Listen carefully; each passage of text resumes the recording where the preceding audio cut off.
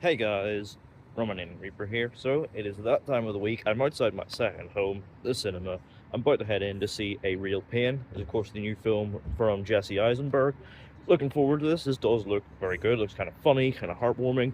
So it should hopefully be a good time at the cinema. I've been hearing a lot of good reviews. So I've got my fingers crossed. And hey, maybe we can get an Oscar win for Kieran Culkin. So I'm gonna head in, get my snacks, and get seated for A Real Pain.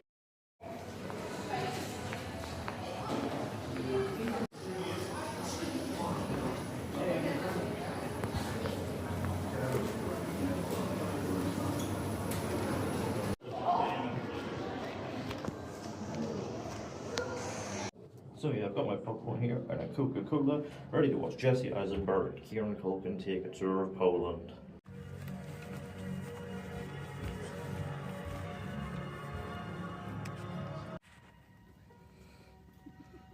So yeah, A Real Pain, and back from seeing it, this of course is written and directed by Jesse Eisenberg and produced by Emma Stone. This of course is not Eisenberg's first film as director. He previously, a couple of years ago, made a film called When You Finish Saving the World, which I watched for the first time a couple of days back, and I thought it was okay. It's a perfectly fine debut for Eisenberg with, definite room for growth, which was, momentum that I was hoping that this would build on. I'd been hearing a lot of good things. The trailers looked very promising, and, the very interesting pairing of him with Kieran Culkin, who, following on from Succession, his star has really been on the rise, so I had my fingers crossed for this one. But does it show real growth in Eisenberg's skill set as director? Let's find out. So the film follows Benji and David, two cousins who have grown apart as their lives have moved in completely different directions. Benji has become completely directionless, while David juggles work with his duties as a parent. And so, following on from the death of their grandmother, the pair of them reunite for a Holocaust tour across Poland, the final stop being their grandmother's old childhood home, as they intend to reconnect with their roots and also pay their respects.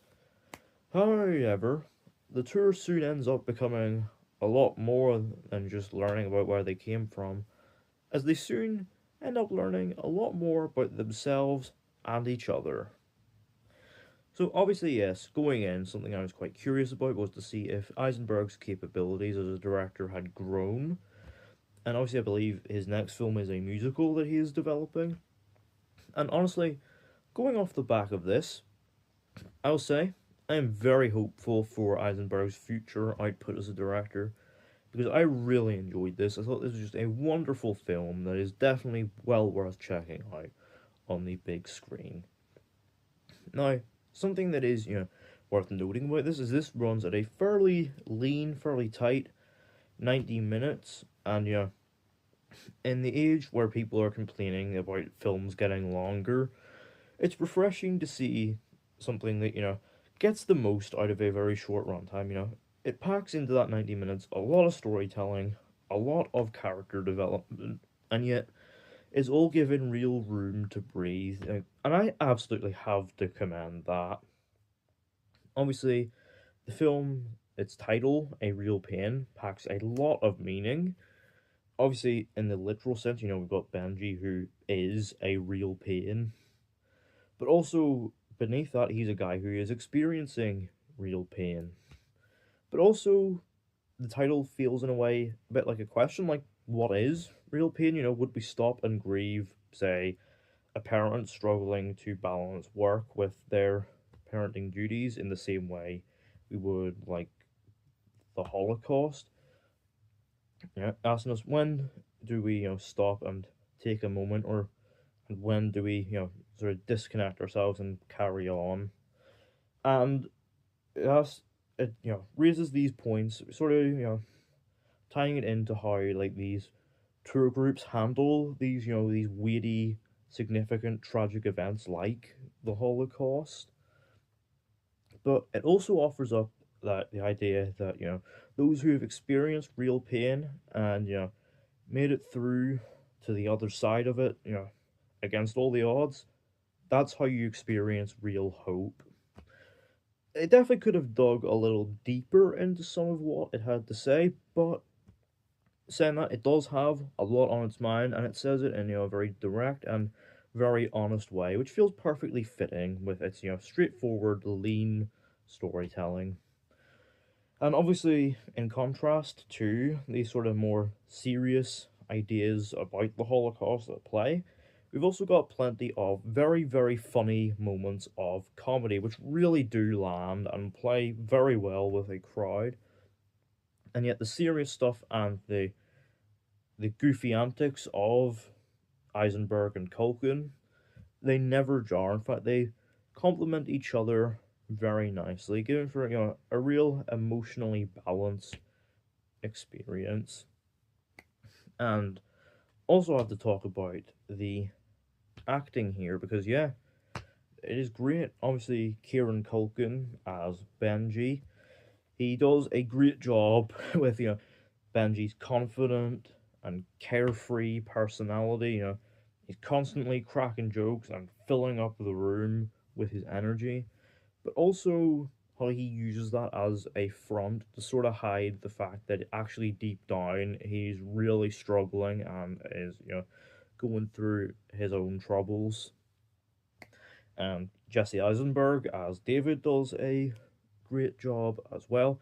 Very much playing to Eisenberg's usual sort of awkward, anxious persona, but also using that in a great way to get across the fact that he himself is also struggling deep down. And honestly, Eisenberg and Culkin really play off each other very well. They are a great, very funny dynamic, but also they get great emotional moments, which honestly probably would not work nearly as well if they didn't have that real genuine chemistry together. Like, I absolutely loved the pair of them, and in fact, I really loved the dynamic of David and Benji with the tour group. Obviously, you've got this British tour guide James, played by Will Sharp, and you also got a woman on the tour named Marcia, played by Jennifer Grey, whose mother actually survived the camps. I absolutely loved the whole group dynamic. Sure, a lot of these characters maybe aren't as well rounded as Benji and David are, but yet we learn enough about them that they feel perfectly fleshed out. And honestly, the whole group dynamic was just felt so organic, just so lovely. The 90-minute runtime is perfect, but I honestly could have easily spent another 90 minutes with them. It was just such a an easygoing, just cozy dynamic. I absolutely loved it. The movie's also really well made. Like obviously it's shot very well. It has the advantage of the natural beauty of that sort of old Polish architecture. So naturally, yes, it translates really well to film. There's some absolutely gorgeous shots in here, and it's obviously complemented real nicely by a sort of simple, sort of stripped back sort of piano score, and obviously it's sort of restraint in the technical aspects. I think really carries it through the emotional moments. In fact, the emotional beats that land, whether it be sort of those joyful moments of camaraderie, such as a group moment at a statue, or even some more uncomfortable truths coming out at like a dinner table, or even just some just straight up emotional gut punches towards the end, like which I will not spoil, but yeah,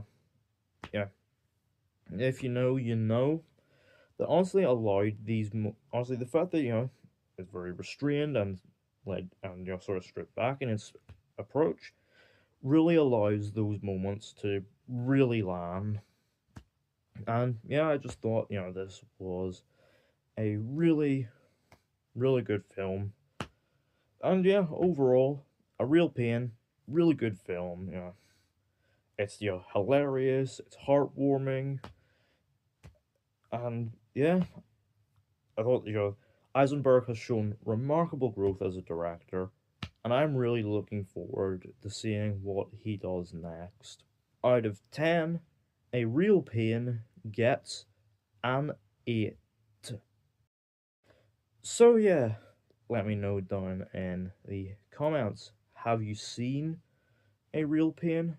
What did you think of it? Do you think we could potentially have Kieran Culkin in the Oscar conversation? I know I'm rooting for him.